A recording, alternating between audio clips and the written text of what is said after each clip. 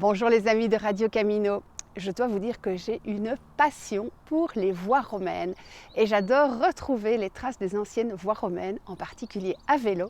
Alors ici en Bavière, au sud de Munich, je suis sur la Via Julia qui relie les villes d'Augsbourg en Bavière et de Salzbourg en Autriche. Ça fait plus ou moins 300 km et je vais vous en parler dans cette vidéo.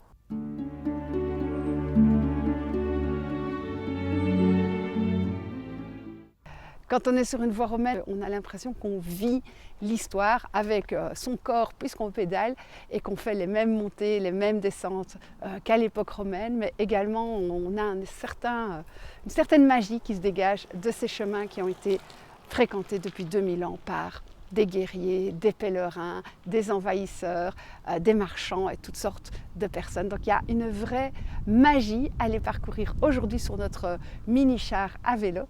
Nous sommes en Allemagne bien sûr, en Bavière, mais nous sommes aussi dans l'ancien empire romain, puisque en 15 avant Jésus-Christ, cette région qu'on a appelée après la Rhétie est devenue romaine.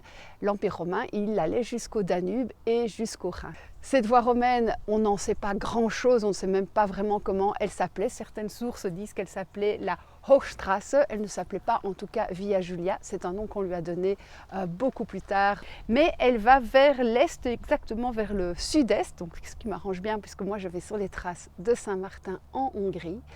Et comme cette voie est finalement assez loin du gros centre de Munich qui se trouve ici au-dessus, elle est relativement préservée. On a encore beaucoup de parties qui sont en terre et elle n'a pas été donc recouverte par des routes et des autoroutes comme c'est le cas pour les voies romaines entre des villes importantes. Ce qui me fascine toujours quand je parcours une voie romaine, c'est d'essayer de me mettre dans l'ambiance que ça pouvait être il y a 2000 ans. Donc c'est vrai qu'il y a des parties où vraiment c'est très propice, et notamment à chaque fois qu'on va passer un fleuve. Ici on va passer quand même 6 fleuves qui viennent des Alpes. Il y a la Lech aux alentours d'Augsbourg, et puis il y a l'Ambre, il y a la Wurm, il y a l'Isar, il y a l'Inn, et enfin il y a la Salzach aux alentours de Juvanum, c'est-à-dire Salzbourg. Sur la Via Julia, dès que vous avez dépassé le sud de Munich, vous allez apercevoir les Alpes et puis vous allez avancer dans un paysage absolument sublime avec en arrière-plan toujours les montagnes. Vous allez croiser des lacs comme le magnifique Chiemsee, vous allez pouvoir vous baigner également dans les rivières ou dans les fleuves que vous allez traverser. C'est un parcours qui est un petit peu dur mais qui est vraiment magnifique et qui mérite de se parcourir doucement en prévoyant par exemple 50 km par jour maximum. Outre des tronçons très bien conservés de la voie romaine comme celui-ci, on va aussi trouver différents vestiges archéologiques comme des bornes miliaires, également des anciens petits lieux de peuplement romain et même celte, et ça c'est vraiment intéressant. La Via Julia est assez bien balisée comme la plupart des pistes cyclables touristiques en Allemagne. Alors le guide est malheureusement épuisé, mais tout au long du chemin, vous avez des panneaux explicatifs sur les sites historiques et vous retrouverez facilement la trace sur l'application mappy.cz. Donc pas d'inquiétude, vous pouvez partir d'Augsbourg, vous ne vous perdrez pas. Et j'espère que vous arriverez à Salzbourg, heureux d'avoir fait de belles découvertes.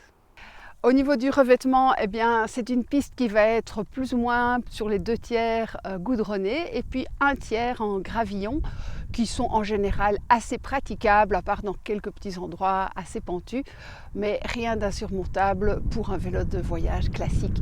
Pas besoin d'avoir un VTT pour cette Via Julia. J'espère que cette vidéo vous aura donné de nouvelles idées de voyage à vélo, alors que ce soit en Bavière sur la Via Julia ou pourquoi pas sur une voie romaine près de chez vous, pensez à la voie d'Arles, ou encore à côté des chemins de Saint-Jacques, puisqu'il est très probable que les pèlerins au début suivaient les voies romaines, et là vous avez également des endroits vraiment historiques et intéressants que vous pouvez combiner même avec des chemins de Compostelle. J'espère vous avoir donné envie de découvrir les voies romaines à vélo. Pour moi, c'est vraiment un hobby, une passion, quelque chose que je trouve formidable et je vous invite à faire de même. Et moi, je vous souhaite de beaux préparatifs et de beaux voyages à vélo. Ciao!